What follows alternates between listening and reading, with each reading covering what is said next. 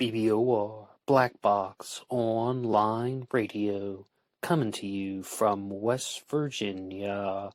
BlackBoxNed88 on Instagram for the bonus podcast. And just a quick reminder, every Monday is Zodiac Mondays. Wednesday is an Ask Me Anything. That's an AMA, so please drop your questions below for things that you would like discussed here on the show. And Friday is an Anything Goes. Any subject is fair game, mostly talking about true crime, serial killers, the Zodiac Killer, but any subject is welcome. All right, so please share some ideas in the comment section about what you would like to hear about on this channel, and let's get started. Okay, hello everybody.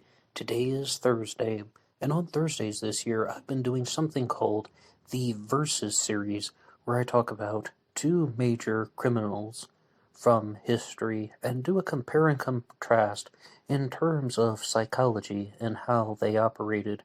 And today I'll be talking all about the Zodiac Killer and D.B. Cooper.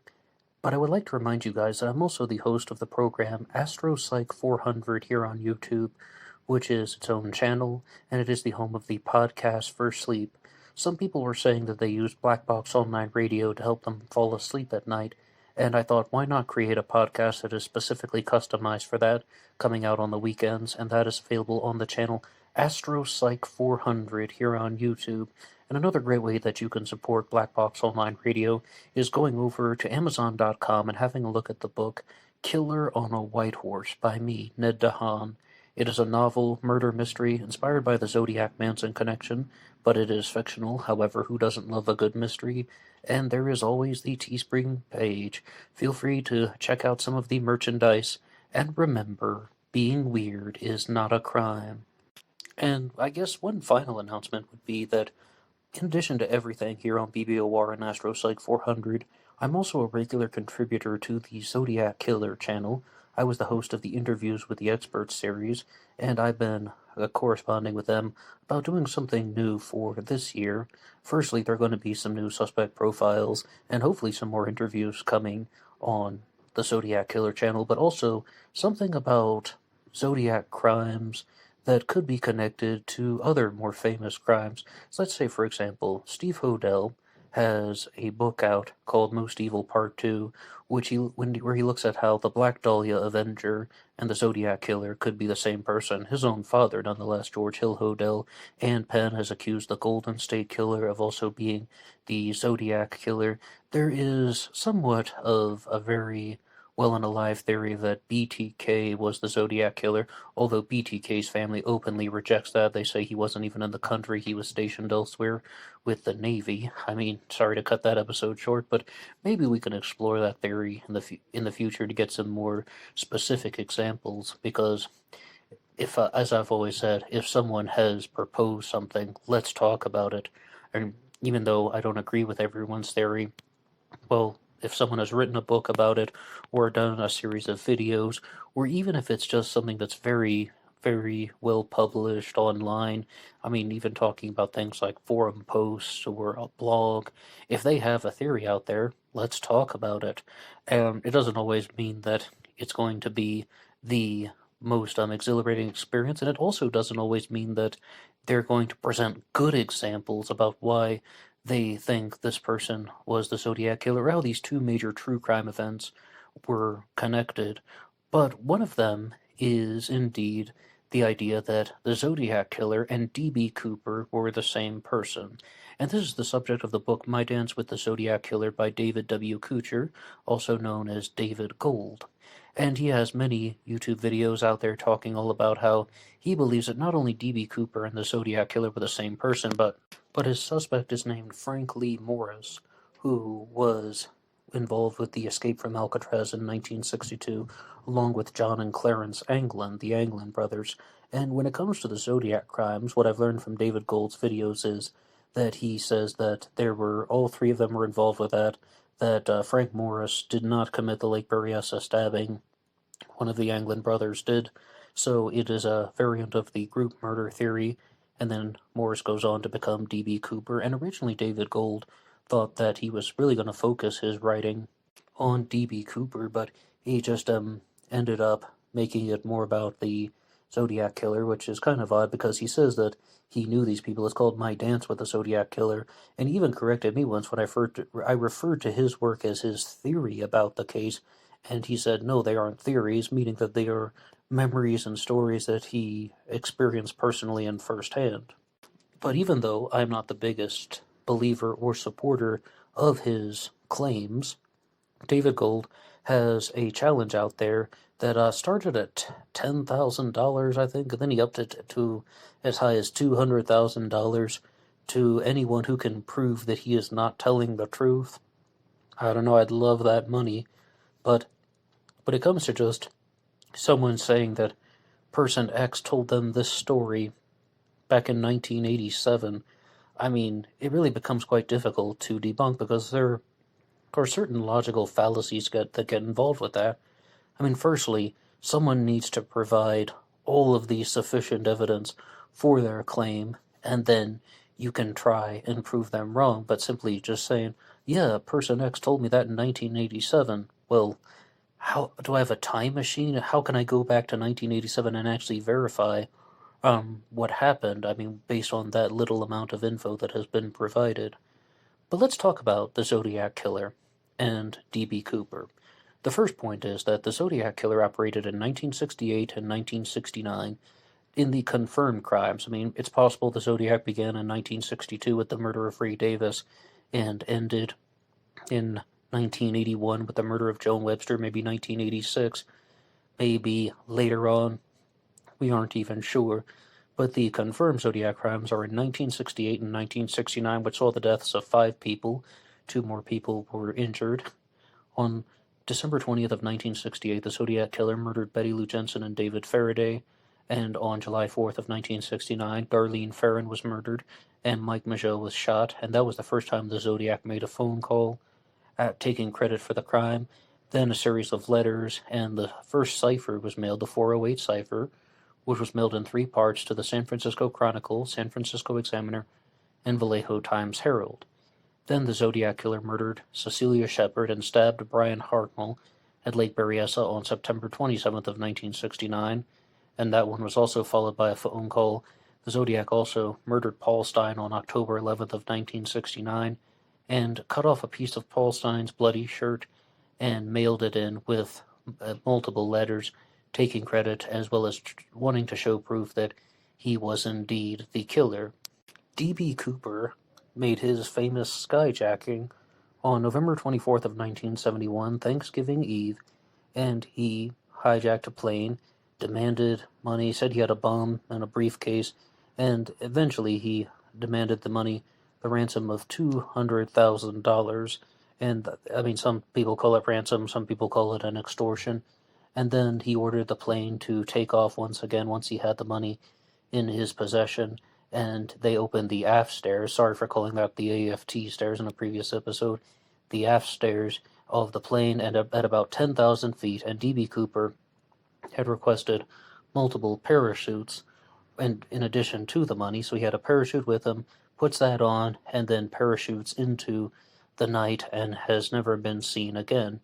And when I did the episode on the D.B. Cooper suspect list, one point that is raised by almost everybody is it's normal for people to go skydiving with a helmet and boots. D.B. Cooper would have only been wearing loafers and no helmet. He would have had his wonderful wraparound sunglasses, which actually would have been somewhat of a hindrance, unless you're Corey Hart wearing them in the dark and at night.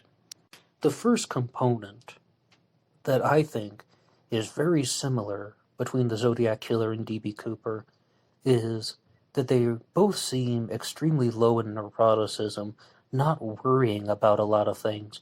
Because with somebody like D.B. Cooper, he's very methodical. He's making certain efforts not to leave pieces of evidence behind that could truly be tracked to him. I mean, it's D.B. Cooper smoked cigarettes on the flight, and yeah, maybe he left cigarette butts behind because DNA wasn't a thing at the time. But like the notes from the D.B. Cooper skyjacking he reclaimed, and also just the fact that somebody is going to get on a plane and going to say they have a bomb and demanding money, holding the people hostage. Yeah, I don't think that he was worried about a whole lot of things. The Zodiac Killer is also someone who is not worrying intensely about the actions that he is committing. And I say this because the Zodiac didn't hide the bodies of his victims.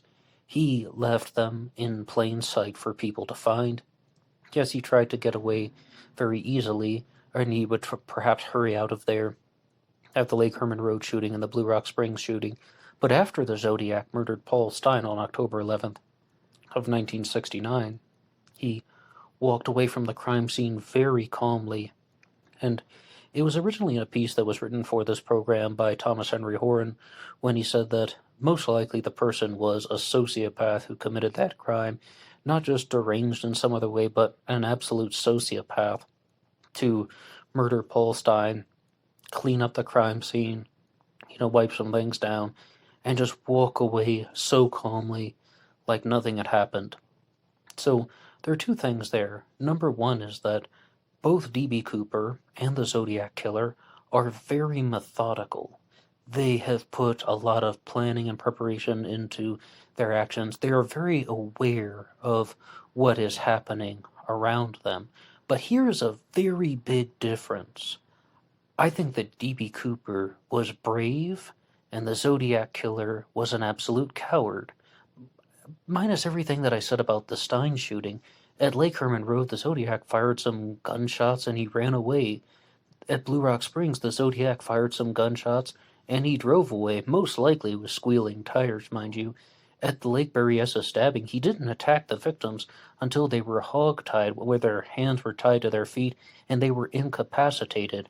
And with the Stein murder, even though he was able to walk away calmly from the crime scene, that is showing indifference to the victims, meaning he doesn't care about what happened. And Dr. Romani Dervasella on YouTube said something about sociopaths, that they could have a dead body in the trunk and appear as cool as a cucumber.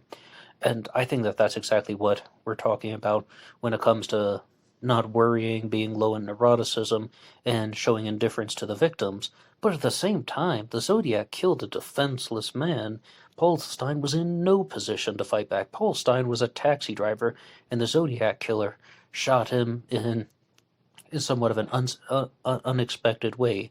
The Zodiac Killer was most likely a complete coward who only went after people who weren't in a position to fight back, and D.B. Cooper is totally okay going face-to-face with his victims and having conversations with Tina Mucklow, as well as parachuting out of a plane wearing only loafers and maybe has a pair of wraparound sunglasses with him. So I definitely think that Cooper is more eager to face confrontation, because with the Zodiac Killer at Lake Berryessa, he's having an extended conversation with Brian Hartnell and Cecilia Shepard. To the best of our knowledge, that is the only time that the Zodiac Killer talked to his victims. It's possible he had a conversation with Paul Stine before he was murdered, because as I said previously, Paul Stine was a taxi driver, but whatever happened in that taxi, whatever words were exchanged, we do not know. But with Brian Hartnell and Cecilia Shepard, Brian Hartnell went on to survive the stabbing and provided a transcript to the best of his recollection. But the Zodiac Killer was wearing the hooded costume at the time, the only time the Zodiac wore the Lake Berryessa hood. And there could be a few reasons for that. It could be that the Zodiac wanted to do something that had meaning to him. Like, he wanted to wear the hood because it had some type of personal meaning to him. Maybe he was trying to recreate something like the Mikado. Or some people simply think that the Zodiac wore the Lake Berryessa costume because he murdered Brian Hartnell and Cecilia Shepard during the daylight hours, and that all the other crimes occurred at night, and he's simply trying to hide himself. And during the crimes that occurred at night, well, the darkness already conceals his identity to a certain extent. And whatever reason for it, the Zodiac only had an extended conversation with the victims when they were held up at gunpoint, and he was wearing a mask and they couldn't even see his face. So absolutely, D.B. Cooper is braver. But here's another big difference, though. D.B. Cooper was in it for the money. I mean, talking about an extortion or ransom of $200,000, Where is that in the world of the Zodiac Killer? The Zodiac isn't even so much about killing, definitely not for profit. The Zodiac is about taunting, arrogance, writing the letters and the ciphers.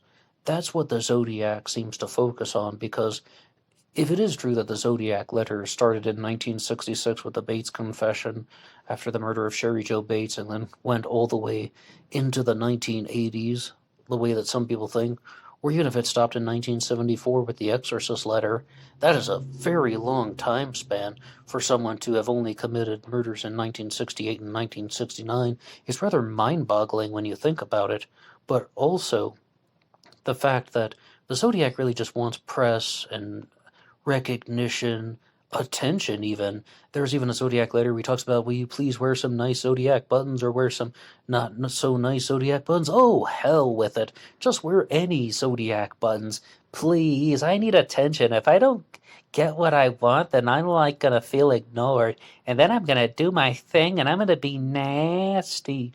I mean, the Zodiac is a painful attention seeker, whereas D.B. Cooper is very difficult to analyze in that respect because we know so little about Cooper after, well, definitely after the hijacking. I mean, some people even believe that D.B. Cooper did not survive the parachuting after he had obtained the ransom.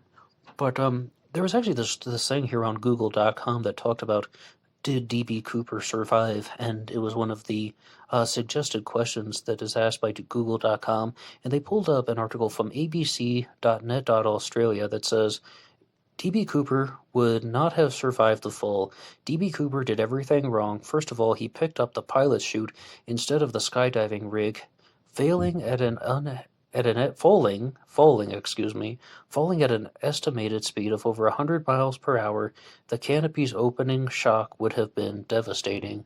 Well, there are a lot of people out there that disagree with that, and I've talked about this with Drew Beeson, who authored the book Paratrooper of Fortune, about his D.B. Cooper suspect, Ted B. Braden, and he actually shared something with me that while most people think that the parachute that D.B. Cooper was using was not appropriate for skydiving, or it was a parachute that you could not steer, Ted Braden had learned how to steer that type of parachute because he had worked on emergency rigs, and also he was very familiar with halo jumping, high altitude, low opening. To be clear, that is not Google.com or ABC making these statements. It very clearly is written by a commentator. But there's actually an interesting theory involving a certain D.B. Cooper suspect named Richard McCoy, and that is that he was indeed D.B. Cooper in 71, and then Richard McCoy went on to attempt a similar hijacking, except he absolutely bungled it. And the theory was that, okay, he was D.B. Cooper, and he jumped out of the plane, and the money that he had was not in a secure bag, and it just was lost, that it got scattered everywhere. He lost control of the money. So then the next year he had to do a different skyjacking so that he could reobtain the money and ask for a larger amount. I personally don't think that McCoy was D.B. Cooper because of all the mistakes that McCoy made. There's something that is very intense and methodical about D.B. Cooper, about why he hasn't been found. And as I said, I was talking about this with Drew Beeson and the whole concept of, did D.B. Cooper survive the fall? And the response was that, well, the parachute has never been found. His physical remains were never found. The bag containing the money was never found. Now, it is true that they found 3 stacks of money at a place called Tina Bar, which is very, very odd, except for the fact that D.B. Cooper was talking most personally with someone named Tina Mucklow on the plane, and Tina Mucklow, Tina Bar, is there a connection there? And when I was watching one of the videos that I cited in the episode D.B. Cooper Suspect List, I noticed that someone just simply said flat out that it is almost impossible. It's not feasible to think that 3 stacks of money could have fallen from the sky that aren't connected to each other and all landed in the same place. I mean, and I totally agree with that. If it's at an altitude of 10,000 feet, even 5,000, 1,000 feet, they are not going to land in the same place. And people have also brought up other details, that the money was held together with rubber bands, and that the rubber bands should have degraded if they had been at Tina Bar for that long, and they did verify that, I believe using the serial numbers, that was indeed the money that was found. But I think that, that just goes to show you, D.B. Cooper is indeed in it for monetary gain. There is a motive where he is doing this for a purpose other than simply being evil for the sake of being evil.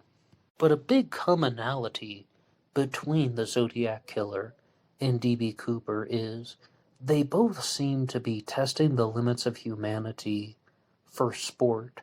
When I first learned about the Zodiac Killer while watching America's Most Wanted as a kid, they said that the Zodiac was the serial killer who hunted people for sport, and perhaps they're thinking of a Zodiac reference to the Most Dangerous Game, which is mentioned in the 408 cipher. I like killing people because it is so much fun, because man is the most dangerous animal of all. I know I'm skipping some stuff there. Really, I like killing people because it's so much fun. It's more fun than hunting wild game in the forest, because man is the most dangerous animal of all. And that does sound like someone who is indeed hunting people for sport. And is D.B. Cooper doing this to test the limits of humanity and doing this for sport? Absolutely. Now, was there a monetary purpose? Did he not demand money? Absolutely. He also wanted money. There's more than one motive that is going on. But it definitely seems like he was doing this to prove to himself that he could get away with it, that he wanted to prove that he was superior to other people, just trying to win at the game of life by doing something very illegal. And I think that this is heavily connected to Machiavellianism. And when I was reading the book The Most Dangerous Animal of All by Gary Stewart, I by chance happened to encounter a video that had been posted by Dr. Todd Grande when he was talking about Machiavellianism, and the nutshell version that was provided was that somebody who thinks that they are so smart or so superior that they don't have to follow the laws of society, that they can weave their own way around them because they're just better than everybody else. And is the Zodiac Killer like that? Oh my goodness. Yes, that's what the Zodiac Killer is trying to do. He's committing murders because he thinks that he can get away with it, and he thinks that he is superior to other people, even if it is only existing in fantasy. Even if it is just like this twisted fantasy that the Zodiac Killer has, where he wants to act like he is the most dangerous animal of all. He wants to say that he needs to be on top of Mount Diablo, the Devil's Mountain, and say that he's even higher than the devil. And I believe it was Michael Cole who pointed out that the first Zodiac crime occurred on December 20th of 1968. That was just prior to the winter solstice, which would have been the darkest day of the year, the epitome of darkness. Trying to become the epitome of evil. And again, we don't really know all of these details about D.B. Cooper. Did he actually fantasize about himself in that way? But the Zodiac Killer definitely did. And I do believe that that stuff is some type of dark, twisted fantasy where the Zodiac just simply wants to express himself as someone who is superior to all other people, but even superior to the devil. He is the epitome of an evil scumbag, and that's what he wanted, even though the Zodiac is an absolute whiny little jerk. And I've said this in one of my previous videos, talking about how there are almost 3 different voices in the Zodiac Killer's letters. The first is the one that we're like, ah ha ha, I am so much better than all of you, because I am the best, and therefore I am better than you. And then there's one that is very sad, that says, this thing in me won't stop from killing, I must do it again. And then there is one that is very just organized, that is just giving very plain details of the case. And some people think that the Zodiac Killer was a schizophrenic.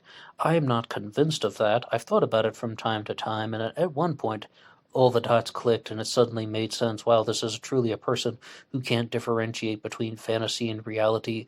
But then I stepped back from that and I thought, no, these seem very, very calculated. And I'm just not convinced that the Zodiac Killer was a schizophrenic. Was D.B. Cooper a schizophrenic? I don't think so. And because D.B. Cooper just seems in absolute control of his mental faculties, psychopath or sociopath, highly possible to do something like that, but both of them are testing the limits of humanity for sport to see if they can get away with it. Now, I'm not a mind reader or anything, and I don't have 25 letters that have been written by D.B. Cooper, but yeah, it seems like he was trying to do something like the skyjacking and as well as the ransom just to prove that he could do it as well as a monetary gain. And the Zodiac also wasn't someone who only had a single motivation for committing crimes like that. The Zodiac, as I said very clearly, he's not even doing it for the murders. He's doing it to get his name in the paper and to get people to start talking about him. Where the Zodiac buttons: attention, notoriety, recognition, acknowledgement, all of those things.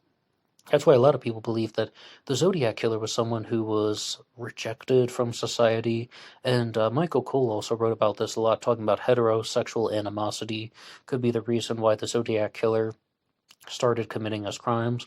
Mike Morford also said something very similar in his new theory involving suspect McDuff, that the Zodiac may have been driven by heterosexual animosity, and first his suspect got a job in 1971 with the state of California, and the crimes stopped for 2 years.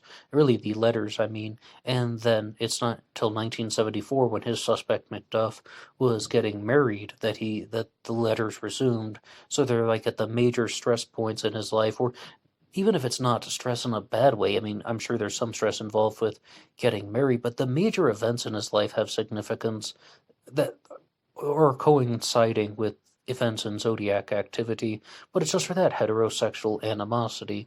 With D.B. Cooper, I'm not convinced that Cooper would have been driven by any type of heterosexual animosity or like some type of shunned, rejected lover.